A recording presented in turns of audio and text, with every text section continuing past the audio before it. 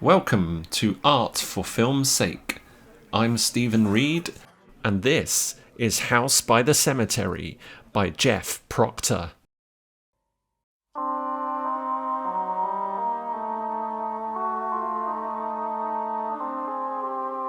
What do the best horror films all have in common?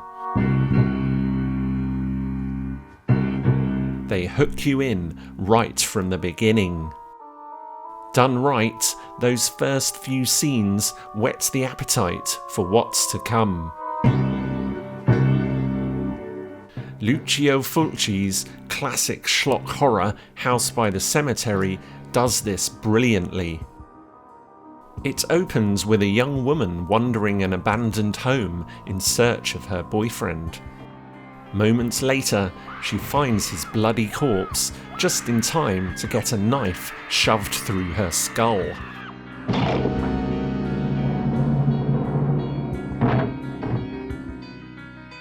The unseen killer then drags her body away.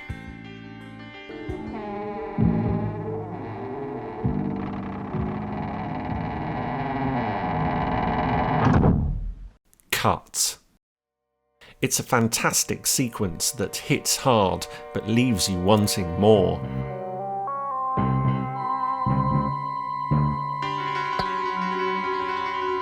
Kudos to Jeff Proctor then for pulling the same trick with this fabulously creepy poster.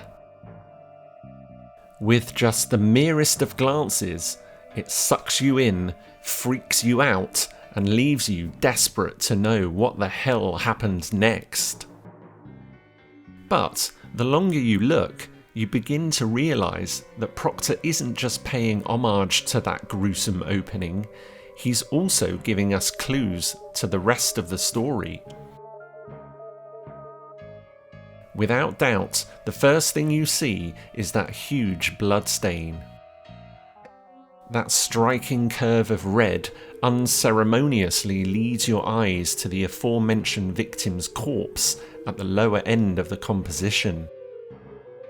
If this wasn't chilling enough, you then see that those deformed hands are still in the process of dragging her away.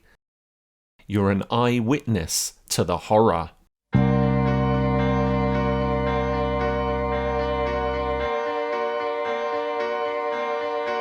And Proctor, employing a bit of mischievous creative license, has given us a cheeky piece of black humour. In the film, the corpse is simply dragged through a closing door.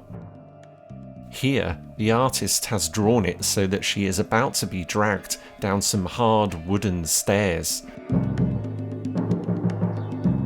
Surely that's gonna hurt. Oh wait, she's already dead. But let's get back to the horror, shall we?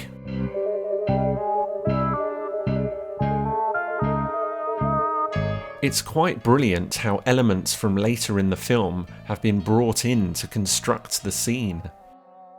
In the film, this barren, dusty space from the opening sequence only becomes properly furnished once a family moves in sometime later. Here, the different time periods have merged together so that they directly affect each other.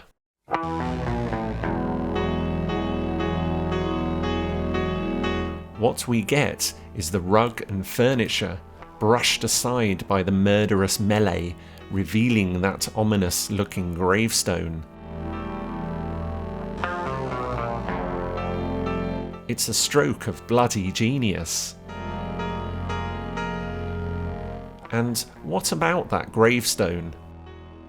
Totally normal thing to keep hidden under a rug, by the way. Not weird at all. The unmissable slab is important because it contains some clues to the story that's about to unfold. I love how the soon-to-be-discovered dungeon in the basement is cleverly signposted by the blood disappearing down into the darkness below. But Proctor is giving us even more here, because that ominous black crack is also a blunt reminder of the sickening and horrifying ending.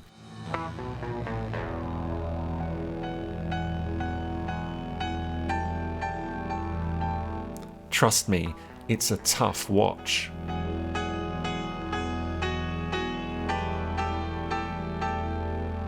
Also, in terms of layout, the gravestone acts as a focal point. Everything else in the composition has been laid out in relation to it.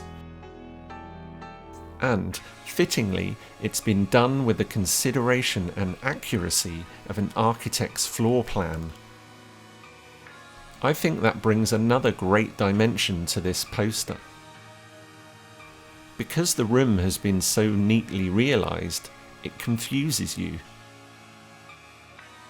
The stylish furniture, the beautiful ornaments and grand piano atop the elegant floorboards are crowned by those bold and colourful stained glass windows.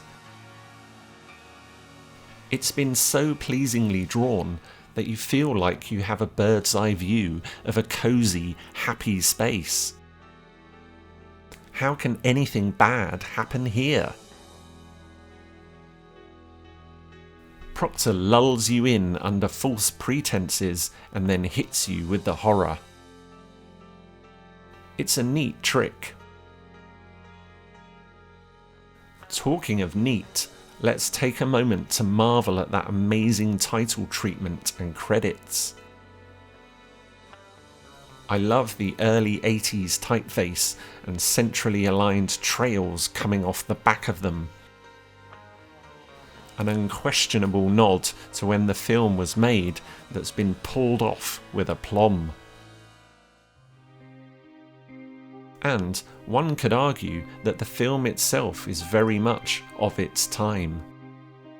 The acting is dodgy, the dialogue is clunky, and, at times, the story is nonsensical.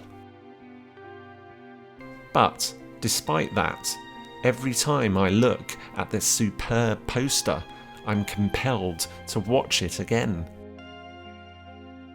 It hooks me in, freaks me out, and leaves me desperate for more.